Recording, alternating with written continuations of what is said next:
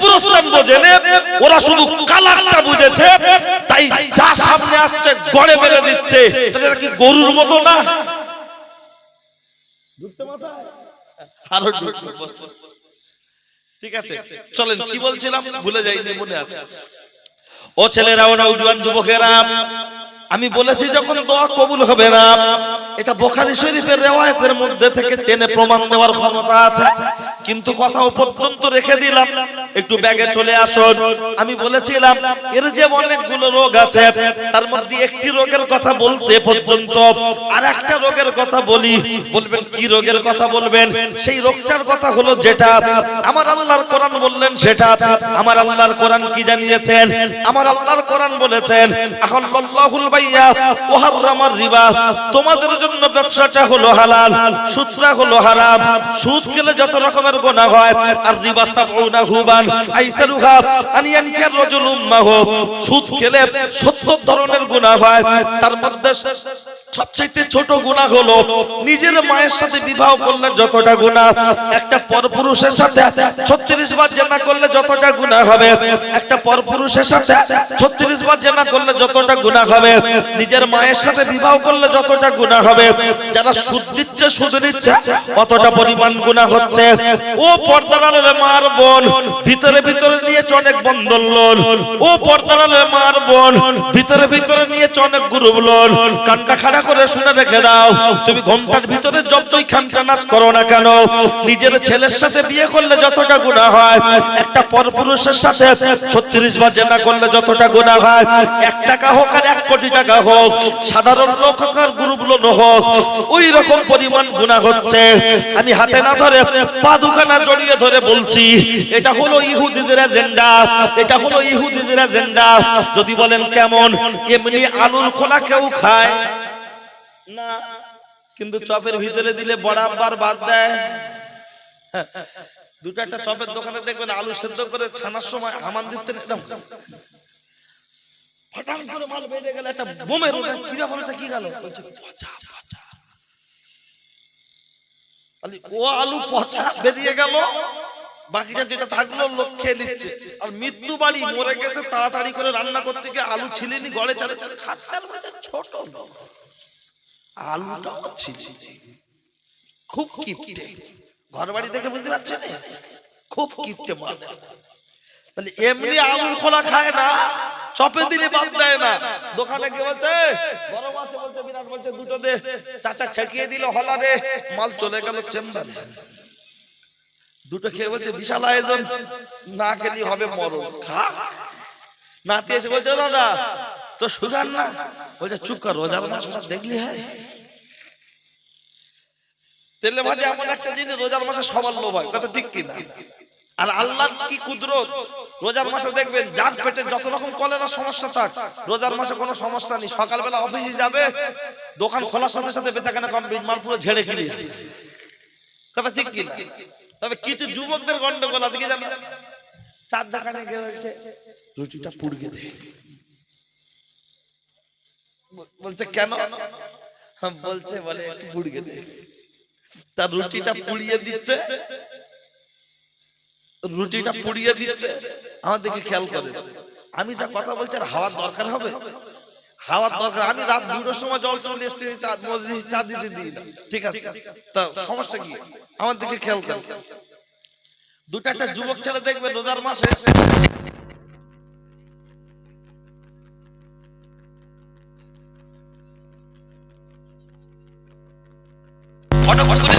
একটা হোটেলে আগে দেখতাম পর্দা লাগাতো, লাল লাল কাপড় ঝোলাতো, এখন আর লাল কাপড় লাগায়।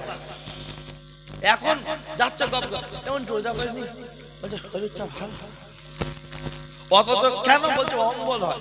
সকালবেলা মাল খেয়ে দেখি পাকা কলা রুটি, আল্লাহর কি পাকা কলা রুটি সুস্থ লোক খেলে অম্বল অম্বল লাগে না? লাগে।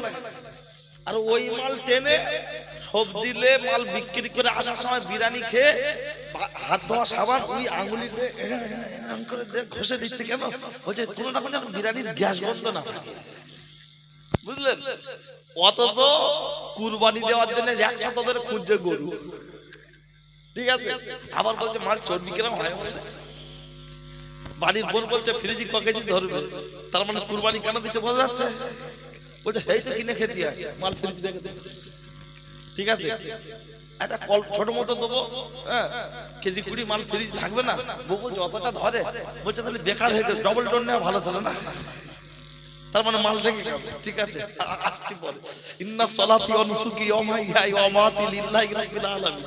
কিন্তু আমাদের সে কথা মনে খাই বলছে গোশত গোশত, আর বলছে গরু দাঁড়িয়ে আছে, বলছে চর্বি কেন হয় বলতে,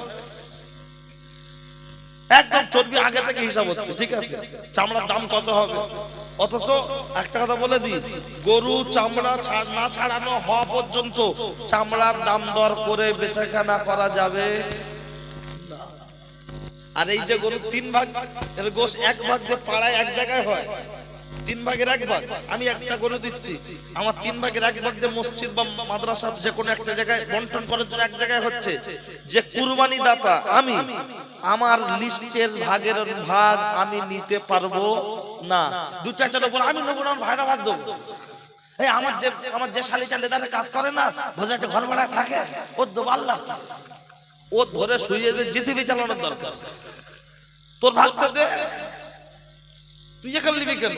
আমি পরিষ্কার বলছি, এই মশলাটা এর আগে কয়েক জায়গায় বলেছি, ঝামেলা হয়েছে। আজকে বলছি আমি মুফতি সাহেব নয়, আমি প্রথম জলসা এই মশলাটা আমার এলাকাতে আমি একটা জলসায় বললে খুব ঝামেলা হয়। আর আমি ছাত্র জীবনে পড়েছিলাম কেতাবে, এটা মনে আছে, কিন্তু কোন কেতাবে পড়েছি মনে ছিল।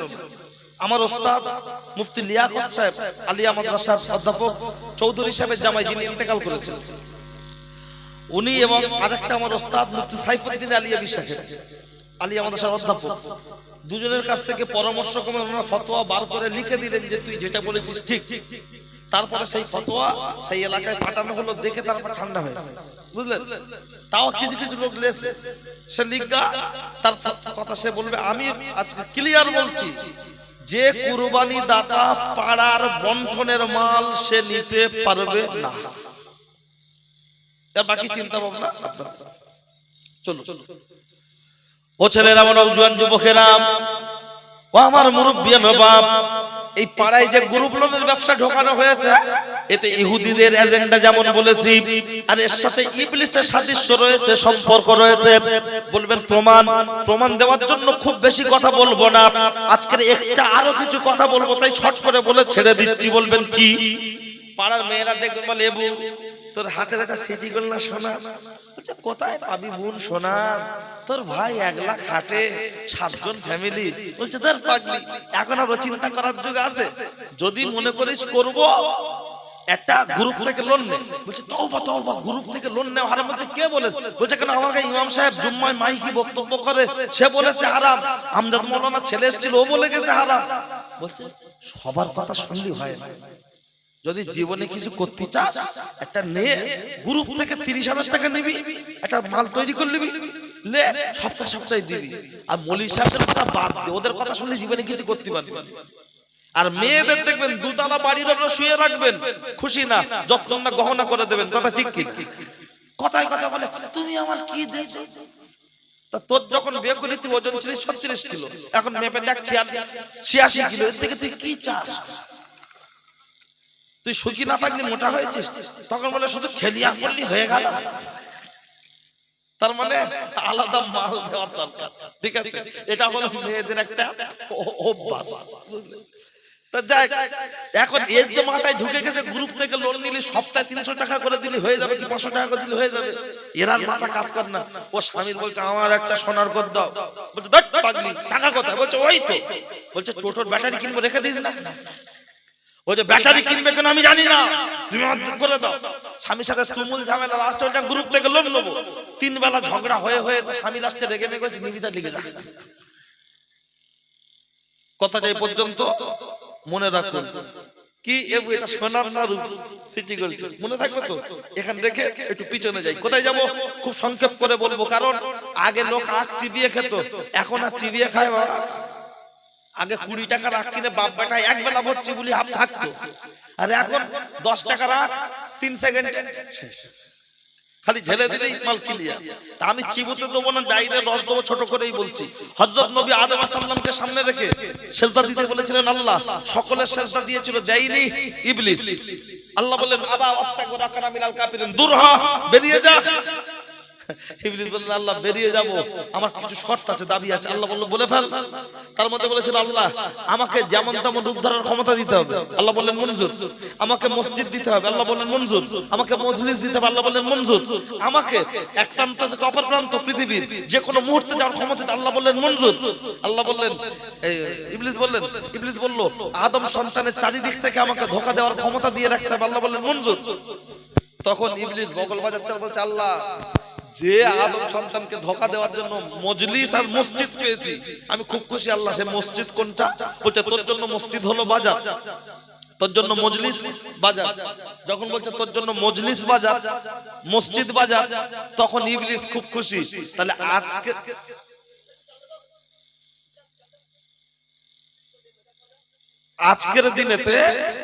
আজকের দিনেতে দাঁড়িয়ে সেই মজলিস এবং মসজিদ, ইবলিসের মজলিস, ইবলিসের মসজিদ, এই দুটো পাওয়ার পরে ইবলিস যেমন খুশি হয়েছিল, আজকের দিনে আমরা বাড়িতে থাকলে খুব কষ্ট হয়, বাজারে আর মেলায় গেলে মনটা ফ্রি লাগে না? তাহলে আমরা কি ইবলিসের অনুসারী নয়? একটা এবার বুঝুন তো। ইবলিস যখন ওখান থেকে বেরিয়ে চলে গেল, সার কথা এটাই। আমি তফসির থেকে বলছি, গল্প নয়।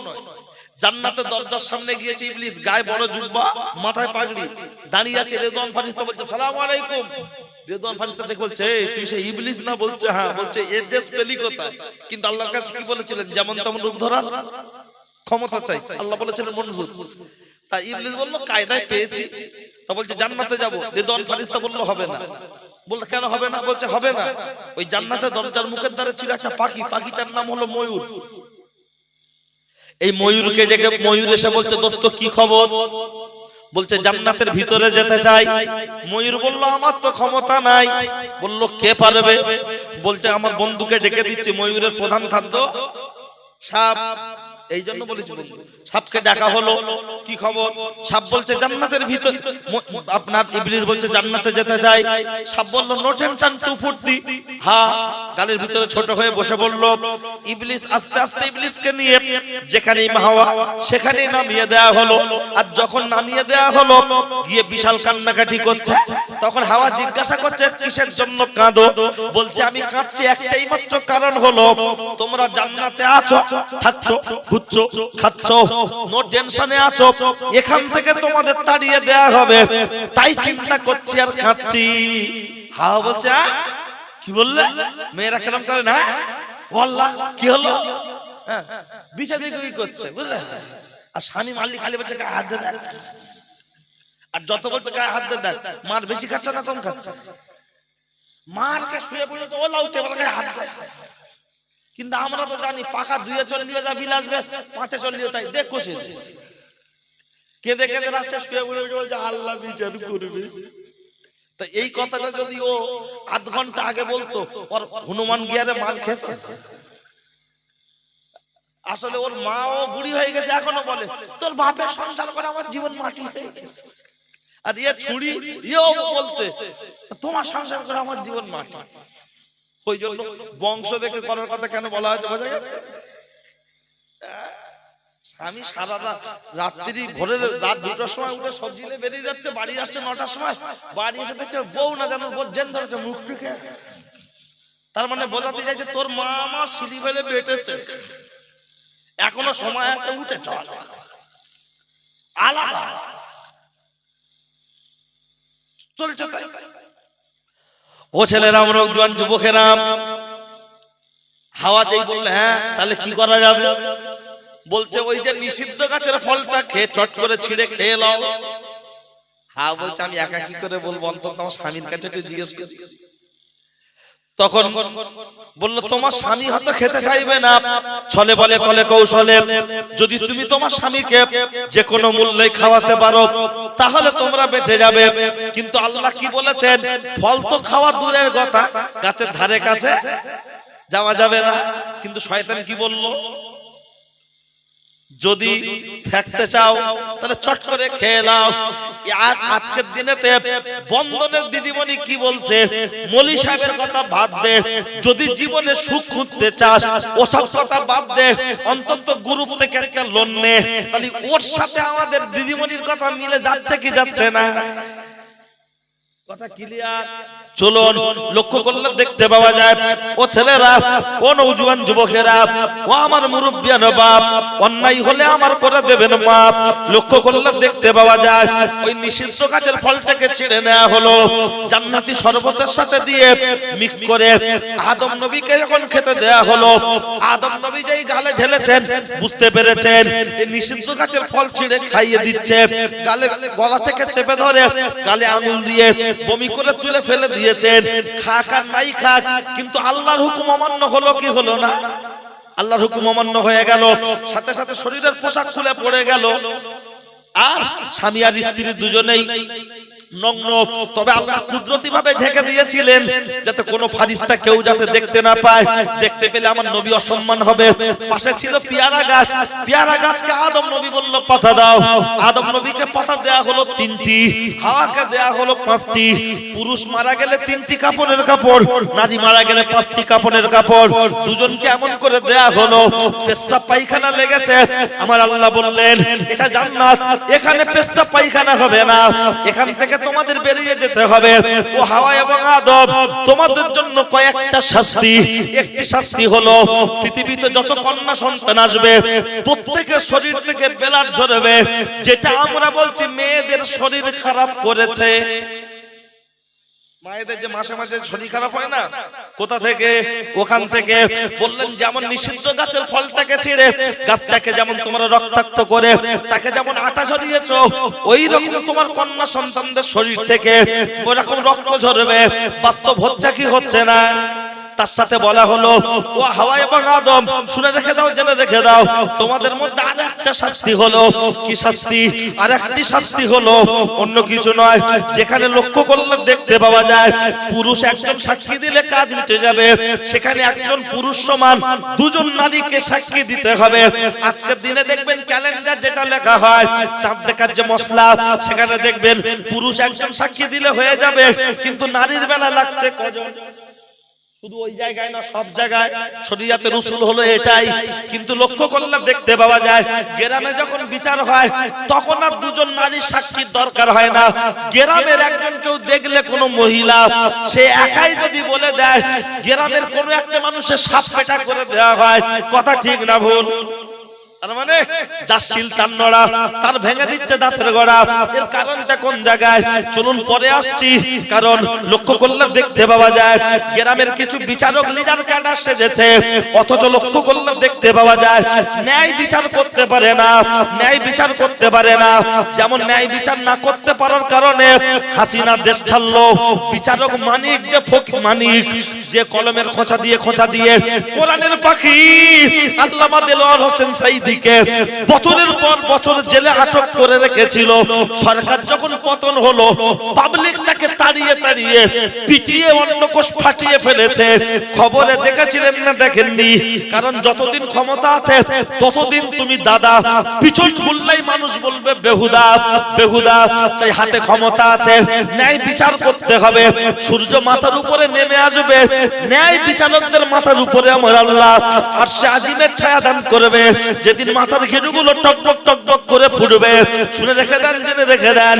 চলুন কি বলছি খেয়াল করলে লক্ষ্য করলে দেখতে পাওয়া যায় ওই আদম আর হাওয়াকে লক্ষ্য করে আরো বলা হলো ও আদম এবং হাওয়া, শুনে রেখে দাও, জেনে রেখে দাও, তোমার জন্য আরেকটি শাস্তি হলো। দুনিয়া জান্নাতের ভিতরে ছিলে, আছো, থাকছো, খাচ্ছিলে, তোমাদের কোনো কষ্ট করতে হচ্ছিল না, কিন্তু দুনিয়ার বুকেতে তোমাদের ফসল ফলিয়ে খেতে হবে। এরকম করে আরো অনেকগুলো শাস্তি শুনিয়েছে। আর তোমাদের দুজনের মধ্যে লং টাইম বিচ্ছেদ। একজন হলো শ্রীলঙ্কা, আরেকজন হলো জেদ্দা। একজন হলো শ্রীলঙ্কা, আরেকজন হলো জেদ্দা।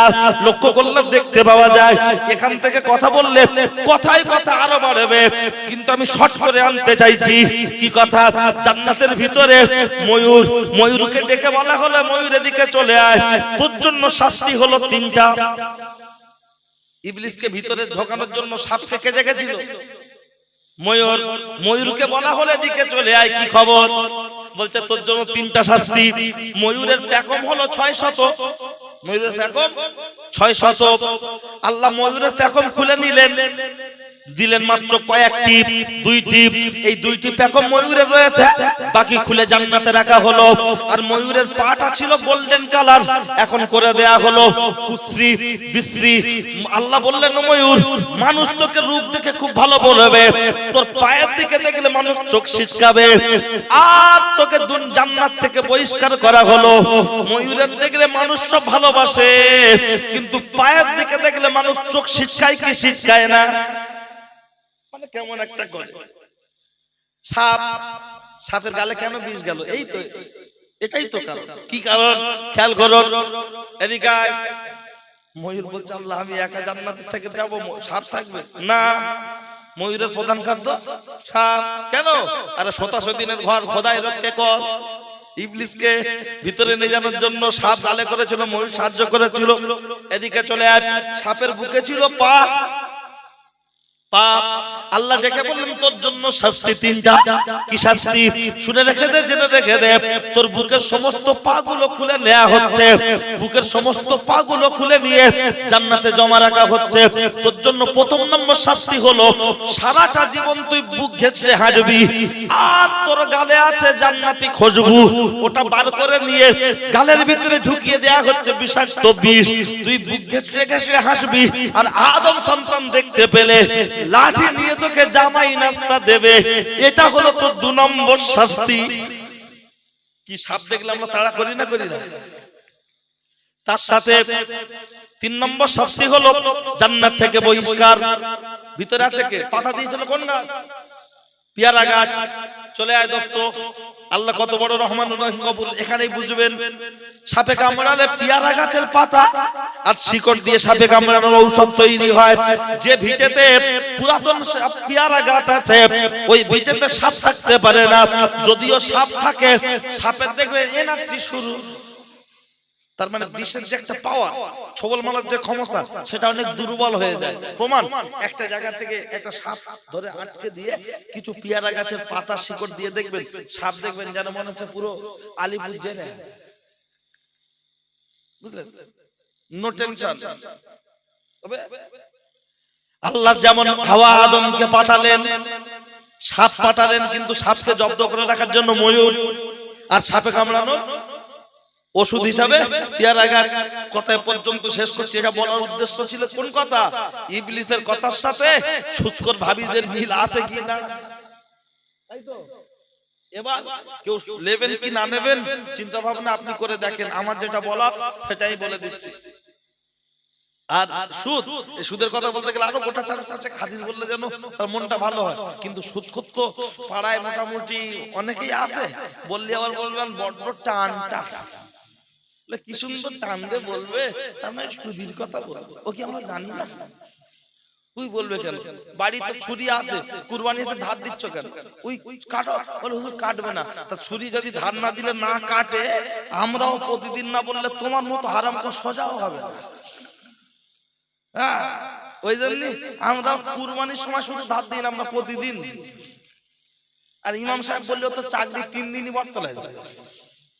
কমিটি 8 জনের নাম থাকলে মসজিদে 6 জন সুদ। বুঝলেন? তবে আপনাদের এখানে কথা বলছি, চাম্পাটি রেলগেটটা পার করে দেন, জামটা ছেড়ে যায়। বুঝলেন? হ্যাঁ, ঘুরিলে সামনে আসছে কে মসজিদে কে আসে, সপ্তাহে একদিন আসে। আল্লাহ, সপ্তাহে একদিন। যদি মাগরিব আর এশার ফজরে যদি কেরাত জোরে না পড়াতে তো ওই ইমামতি করতো। ও মানে গ্রামে সবচেয়ে বড় সুদ করছে। লাগবে না, আমি না পড়া আমার ছেলে পড়া। কিন্তু শুধু কেরাতটা জোরে পড়াতে হচ্ছে না, ওই জন্য মাল খেয়ে গেছে। 7,000 টাকা মাইনে দেবে ইমাম নেওয়ার জন্য, 18 বার পরীক্ষা। আর পরীক্ষা দিচ্ছে কেডা? ওই আগেই বলেছি বগলের চুল কাটে না বছর খানে। ও আবার ইমাম সাহেব ফর্মুলা রেডি করে দিচ্ছে। বুঝলেন? এই করতে হবে, ওই করতে হবে, এই করতে হবে, তাই করতে হবে। মাইনে 7,000 টাকা। করোনার সময় পৃথিবীর সব অফিস বন্ধ হয়েছে, কিন্তু আল্লাহর ঘর একটা ওয়াক্তের জন্য আজান বন্ধ যায়নি। কথা ঠিক কি না? কিন্তু করোনা হয়েছে, লোক কাছে যায়নি, গোসল দিচ্ছে ইমাম সাহেব, জানাজা পড়েছে ইমাম সাহেব, কবর খুঁড়েছে গ্রামের সেই দুটো বুড়ো আর জব্বর চাচা আর কালাক চাচা, হ্যাঁ, আর কবরে লিখ গেছে ইমাম সাহেব ধরে দিয়েছে, তার বেলা অসুবিধা নেই। কিন্তু ইমাম সাহেবের মাইনে বাড়ানোর কথা বললে সমস্যা। ওই জন্য কখনো কখনো কোনো আমরা বড় বড় আলেমদের কাছ থেকে কখনো বক্তব্য উঠেছে যে খুব মাইনে কমল, ইমাম সাহেবের মাইনে কমলে নামাজ হবে না। মসজিদের কাছে টাকা আছে, পাথর লাগানোর আইটেম করছে, ইমাম সাহেবের থাকার ঘর নেই, শেষ সামনে মাথা ব্যথা। ইমাম সাহেব মাইনে বাড়ে না, সে বললি বলে হুজুর বলে চলে দিয়েছে নাকি? কসম খোদা না। কারণ এক ফকির আরেক ফকিরের জ্বালা বোঝে না, বোঝে না। তুমি চাষি আমি চাষি, পাশাপাশি চাষ করছি, তোমার ধানের থড়ে এসছে কিনা, আগুন লেগেছে কিনা আমি দেখে যদি বুঝতে পারি, তা আমি যখন সেই রকম চাষি আমি দেখে বুঝতে পারি। হ্যাঁ, তোমরা বললে অসুবিধা না, আমরা বলি হুজুর মনে হচ্ছে বলে দিচ্ছেন, অন ক্যামেরায় বলছি না, সব জায়গায় ইমাম সাহেব একই দোষ। পশ্চিম বাংলা, পশ্চিম ভারতবর্ষ, আপনার বাংলাদেশ চলে যান, একই কন্ডিশন চলছে। দুটো এক জায়গায় একটু বেশি, দু এক জায়গায় একটু বেশি, সে আবার খুব গন্ডগোল করে বেশি, বুঝলেন? তা যাক, সে কথা সব কথা মাইকি বলা যায় না, ঠিক আছে চলো। কি বলছিলাম, বক্তব্য ভুলে গেছি না, মনে আছে, চলেন সেই জায়গায় যাই, অত সহজ। আমি আপনার মাঝে বলেছিলাম অনেকগুলোর মধ্যে দুইটা, তাই তো মনে নেই? দুইটা, এবার তো বলবো 3 নম্বর। বলে 3 নম্বর কি? এইবার থেকে তো মজা, কারণ তখন মেলা বলতে বলতে ছেড়ে দিয়ে চলে এসেছিলাম যে ভাবি দুবার ধরা পড়েছে, এবার তো সেখানে যাবে। যদি বলেন কেমন, চলুন লক্ষ্য করলে দেখতে পাওয়া যায়, যেখানে আল্লাহর কোরআন বলেছে, যেখানে আল্লাহর কোরআন বলেছে অকরনা ফি বুয়ুতিকুন্না ওয়ালা তাবারাজনা তাবারুজাল জাহিলিয়াতিল উলা, ও নারী জাতেরা তোমরা কোলার খোলা ছাড়িয়ে অর্ধ উলঙ্গ হয়ে বর্বরতা যুগের নারীদের মতো ঘুরবে না। মা মায়ের মতো পোশাক পরো, বোন বোনের মতো পোশাক পরো। কিন্তু দুঃখের সাথে বলতে হয়, আজকে রাস্তায় দাঁড়ালে কোনটা প্রতিমা, কোনটা ফতেমা, কোনটা বাড়ির মেয়ে, কোনটা বাড়ির বউ চিনতে পারে না কেউ। সব যেন মনে হয় এক। ভালো করে দেখ, ওদের যা ছিরি বে হচ্ছে না ফিরি, ওদের যা ভাব দেখলে মনে হবে যেন 4.5 টাকার হাফ। বলুন বলুন, আগে আইবুড়ো মেয়েরা লোকের হাত ধরে পালাতো, এখন বাড়ির বউরা পালাচ্ছে না, পালায় না কেন? বলছে বাবা যুগ খারাপ। কি বলছে? যুগ খারাপ। কে বলেছে যুগ খারাপ? দয়ার নবী হাদিস শরীফের মধ্যে বলেছেন, তোমরা যুগ জামানাকে গালি দিও না, কারণ যুগ জামানার কোনো পরিবর্তন হয়নি, মানুষের স্বভাব পরিবর্তন হয়েছে। বলবেন তাই? হ্যাঁ, প্রমাণ দিতে পারবেন? অবশ্যই দেওয়ার জন্য রেডি। নরেন্দ্র মোদী দখল করে বসেছে দিল্লির গদি।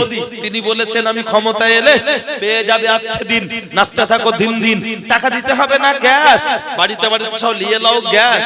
নেওয়া হয়েছে না হয়নি?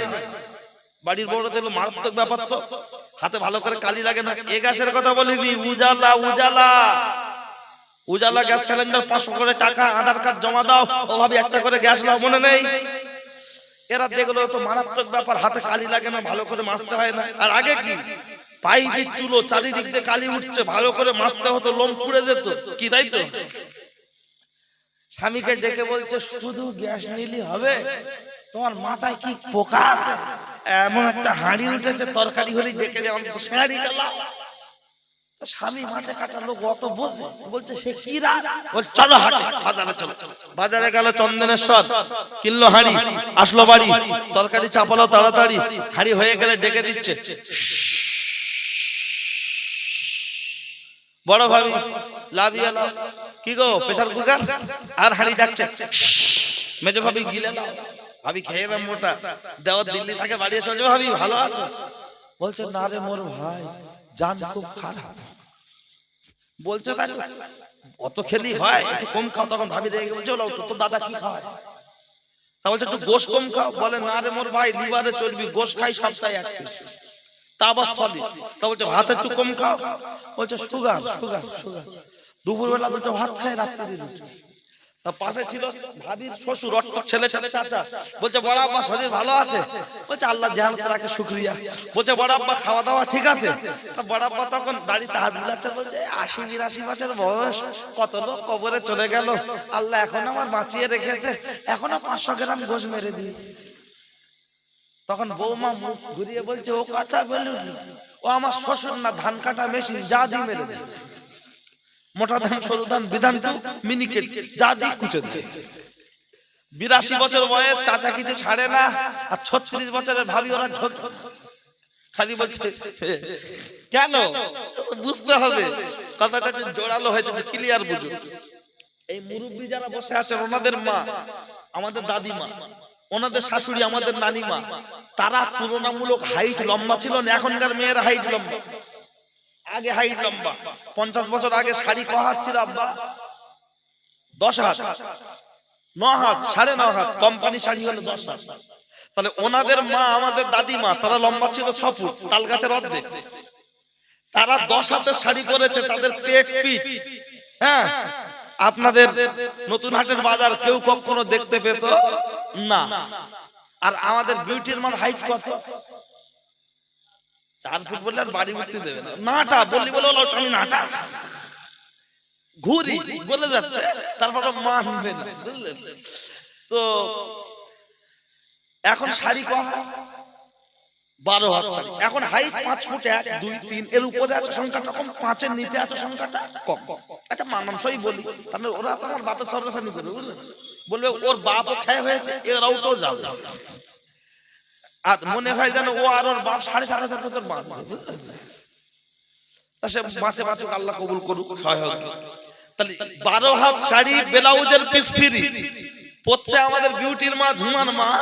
নাটা ঘুরি বগলের তলা থেকে গলে যাচ্ছে, ऐसा কায়দা করে গায়ে জড়াচ্ছে। আলিফ খালি বার নিচে 1 লোকটা, লাম খালি মিম খালি নুনের মাথায় 1 লোকটা, পেট ফাঁকা, পিঠ ফাঁকা, কপালেতে 1 লোকটা। বলুন তখন 6 ফুট হাইট, 10 হাত শাড়ি, শরীর কেউ দেখতে পেল না। এখন 12 হাত শাড়ি, ব্লাউজের পিস ফ্রি, তারপরেও যখন সাকসার পুকুর মোড় দেখা যাচ্ছে, তাহলে যুগ খারাপ না মানুষ? কথা ক্লিয়ার? যুগ খারাপ বলবেন না, মানুষ খারাপ। প্রমাণ আরো 10টা দিতে পারবো, বলার অতদূর পর্যন্ত যাওয়ার আর প্রয়োজন নেই। আরো 2টা কথা বলি। হ্যাঁ, এই জীবনের প্রথম টিপকে পড়ে দেব কোয়েল পায়েল প্রীতিজিনটা আমাদের বড় ভাবির পছন্দ কোনটা? টিপ তো মুসলমানদের জন্য পড়া হারাম। হ্যাঁ, ওটা প্রতিদানের সিম্পটম। আর আমার বড় ভাই পড়ে যাচ্ছে, দাদা আর বন্ধু সোনারপুর থেকে বন্ধু এসে দেখে বলছে দেখো দেখো দেখো আমার পর টিপ পরে হেভি লেগছে না, স্পিড চালাচ্ছে। তোর বন্ধু বলছে কি পরিয়েছো, শাড়ি না মুশাড়ি? সব তো দেখা যাচ্ছে। তখন বলছে দোষ পাগল, শুধু আমি একা দেখবো, এত সুন্দর বউ পাড়ার লোকের হক নেই? যেন মনে হয় ও উট কুরবানি দিচ্ছে, পাড়ার লোকের হক আদায় করছে, যে এক টুকরো করে খা। ঠিক আছে? আর বউ দিচ্ছে পিকআপ, মুখে লাগাচ্ছে মেকআপ। একটু গরম পড়েছে, এখান থেকে দেখছি যেন কালির হাড়ি ঝরছে, মোচে না, এরম করে না, কি ব্যাপার বলছে বুঝবে না।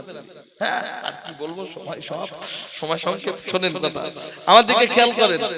এই যে নেতা মন্ত্রীদের গাড়ির সামনে যে ভিআইপি সিগন্যাল, কেমন আওয়াজ হয়? পি পা টোটা টোটা, সরে যাও, এলেমেলে আসছে, এমএলএ না এলেমেলে, সরে যাও। ভোটের আগে পাড়ায় কেমন করে আসে? এরকম কাকা কাকা দিও, যেন মনে হয় আমার ছোট ভাই ছেলে, এমন করে কাকা বলে। আর ভোটের পরে যখন আসে এরকম, যেন মনে হয় মানুষ না জেসে। এই যে মন্ত্রীদের গাড়ির সামনে, ভিআইপি ব্যক্তিদের গাড়ির সামনে, শুধু নেতা মন্ত্রী না, ভিআইপি ব্যক্তি যারা, তাদের সামনে যে সিগন্যালের যে আওয়াজ, এর উৎস কোথা থেকে পেয়েছে জানেন? কোরআন শরীফের সূরা ইউসুফের তাফসীরে আছে। আমরা বললে অনেক বলে রাজনীতির গল্প করছে, না দোস্ত, রাজনীতির গল্প না, কোরআনের তাফসীরে আছে। যদি 7 বোঝো, গরুর মতো কালার বুঝো না, অন্তত 7টা বোঝো। এই যে কোন জায়গায় মার্ডার হয়ে গেলে কুকুরে না শোকানো হয়, রক্ত মাটি সংগ্রহ করা হয়, এর উৎসটা কোথা থেকে? এও কোরআন শরীফ সূরা ইউসুফের তাফসীরে এসেছে। বলবেন এসব কত কোরআন তাফসীর আছে? হ্যাঁ, আমি শুধু ধরিয়ে দিচ্ছি, ঘটনা বলার সময় নেই। যখন ইউসুফ নবীকে কুয়ায় ফেলে দেওয়া হয়, ভাইরা খুলে নিয়ে চলে কি মনে নেই জামা, ইউটিউবে এখানে বিখ্যাত কাছে শুনেছেন মনে নেই? ওই জন্যই তো টান দিয়ে না শুনাম তো কাটা কথা শুনে জামা। ছেলেরা এসে কি বলেছিল, আব্বা আমাদের ভাইকে বাগে খেয়ে নিয়েছে। আব্বা বললেন আমি বিশ্বাস করি না, তুমি মিথ্যা বলছো। বলছে জানি তুমি বিশ্বাস করবে না, তাই গায়ের জামাটা নিয়ে এসেছি প্রমাণ স্বরূপ। আব্বা বলল কই দাও। জামাটা লাগানো ছিল রক্ত, বকরি ছাগলের রক্ত। আব্বার সামনে দেয়া হলো। আব্বা এমন করে নিয়ে সামনে শুকে বললে জামাটা ইউসুফের গায়ের, ঠিকই কথা, রক্তটা ইউসুফের গায়ের নয়, এবং ইউসুফ মরেনি, যেখানেই আছে বেঁচে আছে। আল্লাহ তুমি আমার সাথে সাক্ষাৎ করিয়ে দিও, একবার বলুন সুবহানাল্লাহ। আছে করে না এরকম করে দিলে না আরো অনেক পাবেন। ঠিক আছে, যাক যাক চলুন। দাঁড়ান আর একটুখানি দেখে নি, কটা কথা টুকটুক করে বলছিলাম। না না তাই বললে হায় হায় আর বলতে হবে। এখন আমার পরে আরো 3 জন। তাই আচ্ছা ঠিক আছে, সবাই নতুন তাকবীর দিলে অসুবিধা হবে? একটু দি নারে তাকবীর। কুটুম রেগে যাবে জোরে দিলি নাকি? যে আমরা খেয়ে শুয়ে আছি তো জোরে দিচ্ছে কেন? অন্তত এমন আওয়াজ দাও যারা খেয়ে শুয়েছে অশুনতে হবে না, উঠে একটু পেশাব করে শুক। হুজুর আস্তে আস্তে বলা যাবে না। নারে তাকবীর, নারে তাকবীর। ভাইজান হুজুর কিবলা, ভাইজান হুজুর কিবলা। আওয়াজ নারে তাকবীর, আল্লাহু আকবার। আওলাদে মুজাদ্দিদুল জামান জিন্দাবাদ, আওলাদে মুজাদ্দিদুল জামান। নারে তাকবীর, আল্লাহু আকবার, নারে তাকবীর, আল্লাহু আকবার। গ্রামবাসী, পাড়া প্রতিবেশী, ভাই ও বাবাজি যারা দূর দূরান্তে আছেন, মাইকের আওয়াজ শুনছেন, সকলের উদ্দেশ্যে বলবো